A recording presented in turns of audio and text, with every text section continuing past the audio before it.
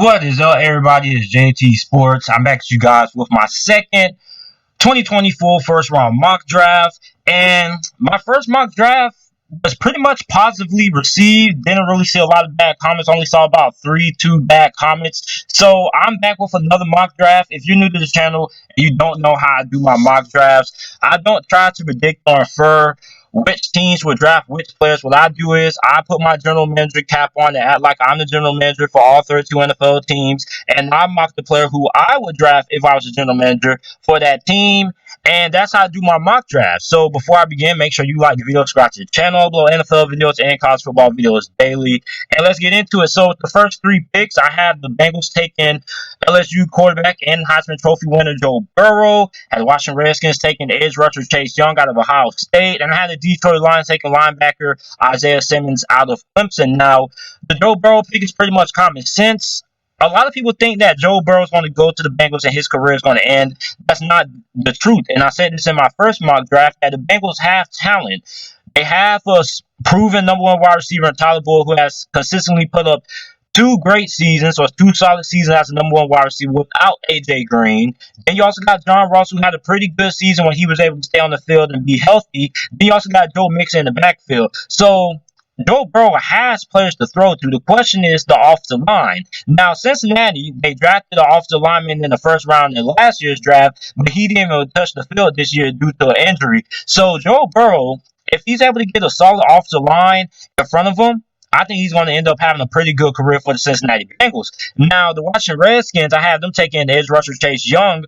This is pretty much no-brainer pick because you have defensive-minded coach in Ron Rivera. So you go ahead and you give him arguably the best player on the defensive side of the ball in this draft class, and edge rusher Chase Young. Now, the only concerns that I have about Chase Young is that in the three biggest games of the season to close out the year, and the Michigan game, the Big Ten championship game, and the college football semifinal game versus Clemson, Chase Young disappeared. He only had a few tackles, and I mean, we didn't really see the impact he had basically the whole entire season and those three games there. So that's my biggest concern about Chase Young. But other than that, I think Chase Young is probably the best defensive player in this draft class, according to a lot of people. Now, I have the Detroit Lions selecting Isaiah Simmons. Now, in my opinion, I think that Isaiah Simmons is the best player on the defensive side of the ball in this draft class because he can play linebacker, he can play cornerback, he can play safety, he can play a multitude of positions. And the Detroit Lions, their general manager,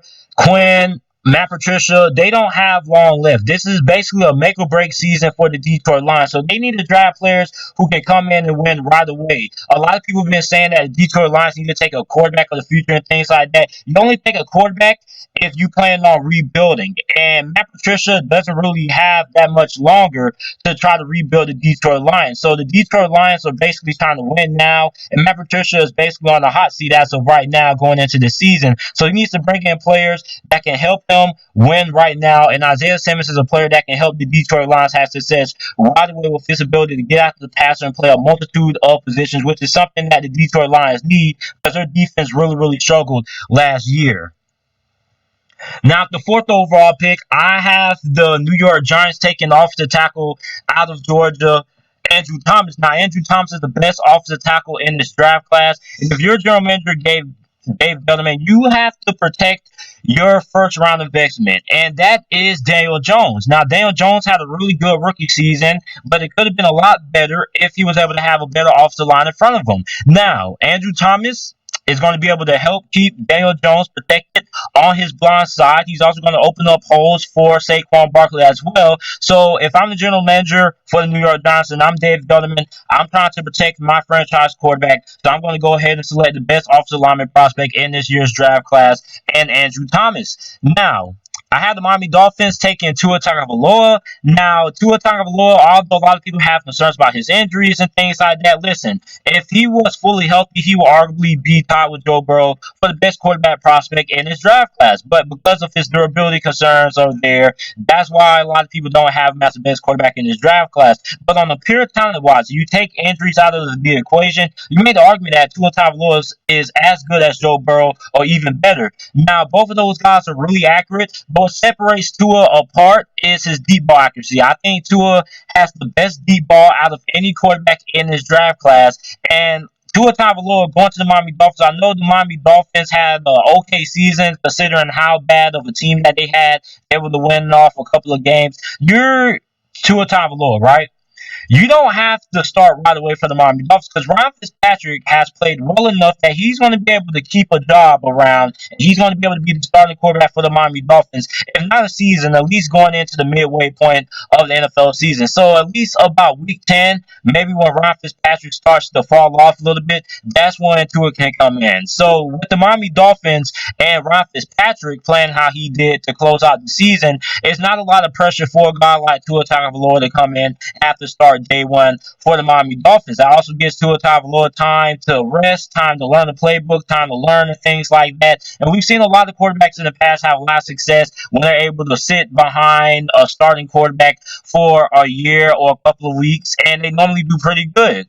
So with the sixth overall pick, I have the LA Chargers taking quarterback out of University of Oregon, Justin Herbert. Now, my first mock draft, a lot of Chargers fans they agree with the pick that they need to take a quarterback, but they didn't like the quarterback who I had them taken. But in the second mock draft, I still have them taking Justin Herbert. For some reason, Chargers fans keep on thinking that Justin Herbert is a bust, and I haven't seen anything that indicates otherwise. I mean, when you look at the Senior Bowl, I mean, he had the best Senior Bowl performance out of any quarterback there. Had a really good season. He's accurate. His decision making is really good. So I mean, it's nothing really here that indicates any signs that Justin Herbert is a bust. You also need to look at the fact that if the Chargers are looking to draft a quarterback, who at this spot in the draft could they draft at the quarterback position who could start day one? Nobody, because the only good first round talented quarterbacks left on the board are Jordan Love and I mean Jacob Eason, and neither one of those guys are quarterbacks that have the ability to start day one. They have a lot of things they need to learn, a lot of things they need to improve on. So Justin Herbert's a quarterback who can come in and start right away for the LA Chargers day one. Now, the only concern that the LA Chargers have on the offensive side of the ball is the offensive line. The receivers are straight. He has weapons to throw the ball to. So if they can keep Justin Herbert protected, he can be a very good player for the LA Chargers for years to come. With the seventh overall pick, I have the Carolina Panthers selecting defensive lineman out of Auburn, Derek Brown. Now, Carolina Panthers in my first mock draft, they hated the pick of Grant Delpit. And now that I go back and watch more film on Grant Delpit, the more I grow to not really like him. I think he had a really bad season this past year, and I don't even have him going in the first round of this mock draft, surprisingly, because of how discouraged I was in his film that I saw on tape from this past season. So I have the Carolina Panthers taking Derek Brown. Derek Brown, in my opinion, is the best defensive lineman prospect that we've seen since Ndamukong Suh. I mean, this dude is dominant. Go back and watch that Minnesota game when they played Minnesota in their bowl game. I mean, Minnesota had the quadruple team Derek Brown. I mean, you cannot block this guy one-on-one. This guy's good at stopping the run. He's also very good at getting after the quarterback as well. And I think he would be a very good building block in the Matt Rule era.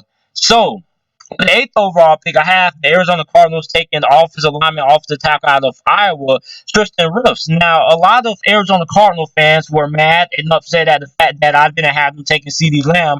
Listen, this is the reason why this is the reason why the Arizona Cardinals organization now has had a lot of success due to picks like that. It's not about adding more flashy players and things like that. It's about getting what you need. And the Arizona Cardinals need an offensive tackle more than anything, more than they need a wide receiver. This wide receiving class is absolutely loaded with talent. You can get a good wide receiver in the fifth round. You need to worry about protecting your franchise quarterback and Kyler Murray, because Kyler Murray was running for his life back there. And like we've seen with quarterbacks like Andrew Luck and Deshaun Watson, Russell Wilson, I mean, you can run around all you want to, but at the end of the day, if you want to make it to that next level, if you want to make a deep playoff run, you got to be able to protect your franchise quarterback. In the division with the 49ers, the way they've been able to get after the quarterback and Aaron Donald and the Rams, you need to focus on your offensive line. The offensive line is more important of an issue than getting another wide receiver right now. And Tristan Wirfs fits the Arizona Cardinals scheme perfectly. He's a very athletic, agile offensive lineman, very good in open space as well. So I think he fits perfectly in Kingsbury's offense. And with the ninth overall pick, I have the Jacksonville Jaguars taking Jeffrey Okudah. It's pretty obvious that the Jacksonville Jaguars defense was not the same when they traded away Jalen Ramsey. Before Jalen Ramsey got traded, this was the Jacksonville Jaguars pass defense that was 14th, 13th in the NFL. Then once Jalen Ramsey got traded away to the Rams, their defense went from middle of the pack to above average to one of the worst in the NFL. So it's a no-brainer that the Jacksonville Jaguars need to go ahead and select Jeffrey Okudah. He's the best cornerback in this draft class. A lot of people are comparing him to Patrick Peterson, and I think he has the potential to be a really good cornerback in the NFL. With the 10th pick, I have the Cleveland Browns taking another talented offensive tackle, Jedrick Willis. Now, Jedrick Willis, I think he's probably the best pass blocking guard in his draft class. Now, a lot of people are upset with Jared. The only problem people have with Willis is that he had a lot of false start penalties. But I'd rather have an offensive tackle that gets a lot of false start penalties than have an offensive tackle that gives up a lot of sacks. And the reason why the Cleveland Browns failed to make it to the playoffs last year is because they were not able to protect Baker Mayfield. And Baker Mayfield didn't have a lot of time to get the ball to his playmakers at Odell Beckham and Jarvis Landry.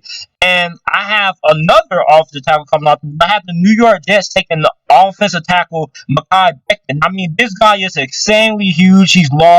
And listen, the New York Jets need a lot of things. They need to work on their secondary. They need to work on the wide receiving corps as well. But I think the most important thing, it all starts up front. Football is a game of trenches. You win games depending on how good you are up front. And the New York Jets aren't really that good up front. So they need to focus on improving the offensive line. So I have them taking Mekhi Becton with the 11th overall pick. And with the 12th pick, I have the Oakland Raiders taking wide receiver CeeDee Lamb. He's the first wide receiver I have off the board. I think he is the most talented wide receiver in this draft class. I mean, he's a great route runner. He's also very good in catching those 50-50 balls. And last season, a big reason why the Oakland Raiders decided to trade for Antonio Brown was because they wanted a guy who could go up and get those big 50-50 balls and get those contested catches.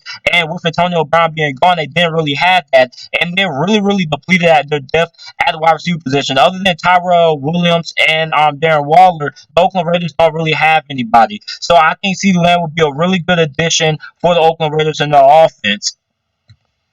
With a 13th overall pick, I have the Indianapolis Colts selecting edge rusher AJ Epinesa. Now, I've seen a lot of mock drafts have them taking Jordan Love out of Utah State. Here's my problem. Here's why I have them selecting AJ Epinesa and not a quarterback in this situation. Because the rest of these quarterbacks that are available on the board aren't able to start day one. And I think if the Indianapolis Colts were to take a quarterback, I think they will most likely trade up and try to get a guy like Tua or Justin Herbert or Joe Burrow, somebody who could start day one. It would make sense taking a quarterback, but just not at this point. I think the Indianapolis Colts could pretty much focus on other needs and then take a quarterback that could sit back and learn from Jacoby Brissett and then eventually dethrone him in the second round. But I think AJ Epinesa is pretty much the best pick for the Colts right now. They need another edge rusher. And AJ Epinesa, he fits the Colts mold. I mean, he's not the flashiest guy. He's not going to have incredible 40 time, anything like that. But he's a guy that comes in there. He's not flashy, but he executes. He has good fundamentals, good techniques. He's going to be good enough to get the job done in Indianapolis. Indianapolis doesn't want the flashiest guys. They want the guys who can come in and get the job done. So he fits well with that culture that they have there in Indianapolis. For the Tampa Bay Buccaneers, also a lot of people have the Tampa Bay Buccaneers taking quarterbacks here as well. And it really doesn't make sense for them to draft another quarterback here unless they're able to trade up and get a guy like a Herbert, Burrow, or Tua that's able to start day one. So I have them taking offensive tackle Josh Jones. He's another good offensive tackle in this draft class. And the Tampa Bay Buccaneers, a lot of people keep on talking about Jameis Winston and things like that, how they need a running back. Football still is a game that starts off front. I'm gonna say that. I said it once. I'm gonna say it again. And Tampa Bay, you can't run that Bruce Arians system and have the offensive line that Tampa Bay had. Tampa Bay had one of the worst offensive lines in the NFL this past season. Jameis Winston was one of the most sacked quarterbacks this season. And when you run that Bruce Arians system, Bruce Arians likes to throw the ball downfield. And if you're going to throw the ball downfield, you got to give Jameis Winston time to throw the football, time to let him sit back and let those deep routes down the field develop. So I have them taking Josh Jones out of Houston. And Henry Ruggs, I have him going to the Broncos. Now, initially in my first mock draft, I had them taking Jerry Jeudy, but now I think when I go back and watch Denver wants a guy who can take the top off of defense. You already got Courtland Sutton who can keep the chains moving, but I think Henry Ruggs is a guy who fits well because, like Emmanuel Sanders, he was very fast. He was able to take the top off the defense and have those big plays in the passing game. And a guy like a Drew Lock is probably going to like to throw the ball downfield. Now, although Jerry Jeudy is a better wide receiver, he doesn't possess the speed and the big playability that a guy like a Henry Ruggs the third does. So that's why I have Henry Ruggs going 15th overall to the Denver Broncos. Initially, in my first mock draft, I had Jerry Jeudy going.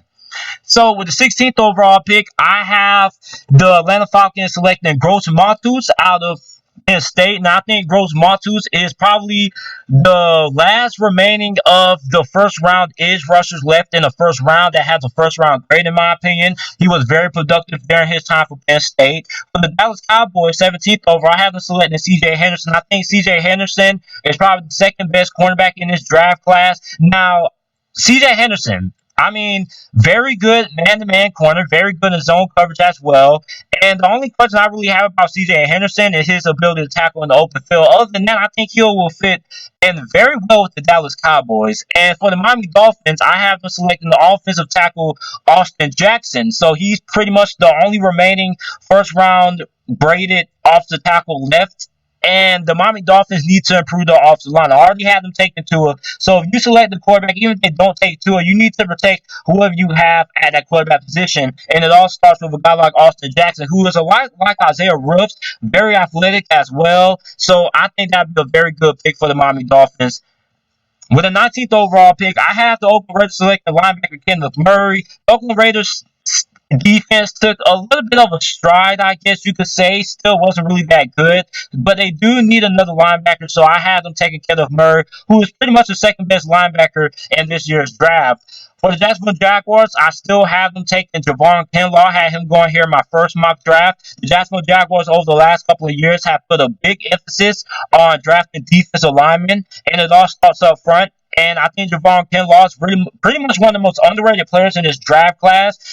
He has a first-round grade, but a lot of people aren't really talking about him like they should. I mean, this guy's an All-American. You probably don't know that because he played for South Carolina. They were terrible this season, but this dude is really, really good. And for the Eagles, I have them selecting with the 21st overall pick, cornerback out of LSU, Christian Fulton. Christian Fulton had a really good, in my opinion, I mean, I want to say his national championship game was great. It definitely wasn't the best, but I think overall he had a pretty good productive season. And the Philadelphia Eagles have needed cornerbacks for a very long time. Ever since even when they won the Super Bowl, their secondary was still a big problem. So now I think the Philadelphia Eagles, they need to be able to address that at this year's NFL draft. So I have them selecting Christian Fulton with the 21st overall pick. With the 22nd overall pick, I had the Buffalo Bills selecting Jerry Jeudy, and I think Jerry Jeudy is the second best wide receiver in this draft class. The Buffalo Bills wide receiving core isn't bad, but they lack a true number one wide receiver. John Brown is good and all, but he's not good enough to be a number one wide receiver. And Jerry Jeudy, if you get drafted by Buffalo, he can do this, that. He's also a very good route runner as well. He's also can make a couple of big plays, and when it comes to the deep passing game as well. So I think Buffalo, if Jerry Jeudy was to fall to Buffalo, which I doubt, I think this would be a steal. I also have another wide receiver going off the board. I have the New England Patriots with the 23rd overall pick selecting wide receiver Laviska Shenault out of Colorado. Now, Laviska Shenault, the New England Patriots, they like the wide receivers that are able to make plays in the middle of the field, that are able to keep the chains moving. And that's what Laviska Shenault is able to do. He's also very fast as well, and he has a body of a halfback as well. So I think he would be a really good fit for that New England Patriots offense. Now, he's not a guy who's a big physical specimen or anything like that, but he's what the New England Patriots need. They need wide receivers who can make plays inside the numbers, and that's what Laviska Shenault can do as well. He also can make things happen with yards after catch and with the ball inside his hands. And another wide receiver has three straight wide receivers going back to back to back. Had the New Orleans Saints selected Justin Jefferson. I mean, he played right down the street for the New Orleans Saints facilities at LSU. He had an outstanding playoff run. I mean, not even just a playoff, even in the SEC championship, this guy went on an absolute tear. So Justin Jefferson to the New Orleans Saints. New Orleans Saints need another wide receiver to complement Michael Thomas. They failed to find that over the last couple of seasons. With the 25th overall pick, I have the Minnesota Vikings selecting Stephon Diggs' brother, Trayvon Diggs. Now, the Minnesota Vikings are expected to part ways with Xavier Rhodes because they're in cap hell right now, so they need to get another quarterback. And I think Trayvon Diggs would be another good selection for the Minnesota Vikings. Now, he's a physical, athletic cornerback. The reason why I have him going so low is because I was a guy who was never really high on Trayvon Diggs. Every time I watched Trayvon Diggs play, he never really had any great film that really popped out to me. Never really made any game-changing plays every time I watched him. So I have him falling late to the Minnesota Vikings to play with his brother. The Miami Dolphins, they need a halfback as well. Initially, in my first mock draft, I had them selecting Devontae Swift, but the more I watch, I like J.K. Dobbins more and more and more. He's a one-cap, physical specimen when it comes to running the football. Great balance, great strength to run the ball up in between the tackles. So I think Brian Flores probably wants that halfback that can run in between the tackles. He also catch the ball out of the backfield as well. Not as good as a pass catcher as Swift, but a really good, solid halfback. With the 27th overall pick, I had the Seattle Seahawks select the offensive guard Solomon Kinley. Now, the Seattle Seahawks offensive line has been a big problem for years on top of years. Now, it improved a little bit, but they still have some ways to go. And I think Solomon Kinley is probably the best offensive guard in this draft class. The only offensive guard that I would draft in this year's draft class in the first round. And with the 28th overall pick, I have the Baltimore Ravens selecting wide receiver T. Higgins. The Baltimore Ravens, they probably could use some help at linebacker as well. I think wide receiver will pretty much be a bigger, more concern due to Lamar Jackson. They want to help him out as much as possible. So I have them selecting the wide receiver T. Higgins. I also have the Titans selecting linebacker Kayvon Chasen. They need another good linebacker who can complement Harold Landry, who can get after the passer. Now, Kayvon Chasen is a little bit of inexperience when it comes to linebacker position. He hasn't really played a lot of time at linebacker, but he's a guy under Mike Vrabel who is a former linebacker himself, can help groom Kayvon Chase, and he can end up being a very good player with his athletic ability. At the Green Bay Packers selecting with the 30th overall pick, Zach Bond. Zach Bond is a true bulldog linebacker. He's also a very good tackler. He's also very good in pass coverage as well. And with the last two picks, I have the Kansas City Chiefs selecting DeAndre Swift. DeAndre Swift fits very well what Andy Reid likes to do. He's very fast, very shifty. He can also catch the ball out of the backfield as well. Reminds me a lot of Christian McCaffrey and what he's able to do, but not as fast as Christian McCaffrey. But he's able to do a lot of similar things that Christian McCaffrey can do. And I think he would be very good in that Kansas City Chiefs offense with Patrick Mahomes due to how good he is catching the ball out of the backfield. And with the last pick of this mock draft, I had the 49ers selecting cornerback Jeff Gladney. Now, Jeff Gladney is another cornerback who kind of rolls at near the end of the college football season. He had a really good end of the year, and I think he can end up sneaking into the first round. The 49ers don't really have a lot of needs, but I do think they could use another slot cornerback. So this is it for my second mock draft. Let me know what you guys think about it down in the comment section down below. Make sure you guys like the video, subscribe to the channel. Make sure you guys also share this video, and thanks for watching.